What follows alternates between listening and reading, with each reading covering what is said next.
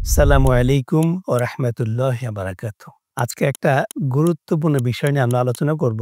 Diabetes হলেই চোখ অন্ধ হবে এ কথা ঠিক না। যদি কয়েকটি বিষয় একটু মেনে চলতে পারেন তাহলে কখনোই ডায়াবেটিসের প্রভাবে চোখের ক্ষতি হবে না। আমরা সেই টিপস গুলো নিয়ে আজকে আলোচনা করব। প্রথমত হচ্ছে ব্লাড সুগার লেভেল। এটা সাধারণত খালি পেটে ৬-৭ এরকম রাখতে পারলে ভালো। আর খাবার ২ ঘন্টা পরে ১০ এর নিচে রাখতে হয়।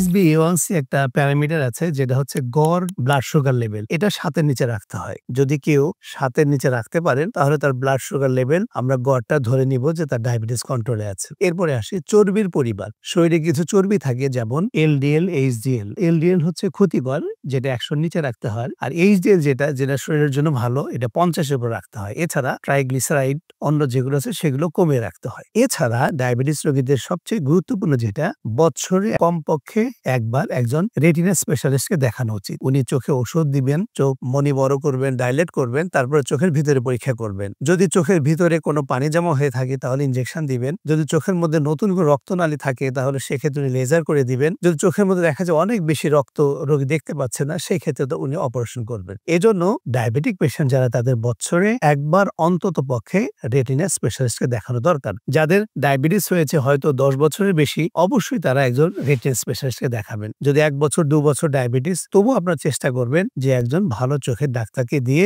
রেটিনা চেক করে নেওয়ার জন্য। এছাড়া অনেকের ধূমপানের অভ্যাস থাকে, এটাও পরিত্যাগ করা উচিত। ডায়াবেটিস রোগীদের কয়েকটা জিনিস অবশ্যই খেয়াল রাখতে হবে, যেমন হিমোগ্লোবিন। এটার পরিমাণ যদি কমে যায় তার কারণে কিন্তু চোখের মধ্যে রক্তক্ষরণ হতে পারে। কাজে আপনাকে হিমোগ্লোবিনের পরিমাণটাও সঠিক রাখতে হবে। এছাড়া আপনার হার্ট, কিডনি এগুলোর কি অবস্থা আছে, লিভার, সেগুলো আপনাকে ডাক্তার পরীক্ষা করে দিবেন। এগুলোকে আপনাকে নিয়ন্ত্রণ করে রাখতে হবে। সবচেয়ে বেশি জরুরি যেটা আপনি ব্লাড সুগার লেভেল কন্ট্রোল করবেন, চর্বির পরিমাণ কন্ট্রোল করবেন আর বাৎসরিক একজন রেটিনা স্পেশালিস্টকে দেখাবেন। তাহলে এই যে ডায়াবেটিসে চোখ অন্ধ হয় এখান থেকে দুশ্চিন্তা মুক্ত আপনি থাকতে পারবেন। আশা করি আমরা কিছুটা ধারণা দিতে পেরেছি। পরবর্তী এপিসোডে নতুন কিছু নিয়ে আসবো ইনশাআল্লাহ।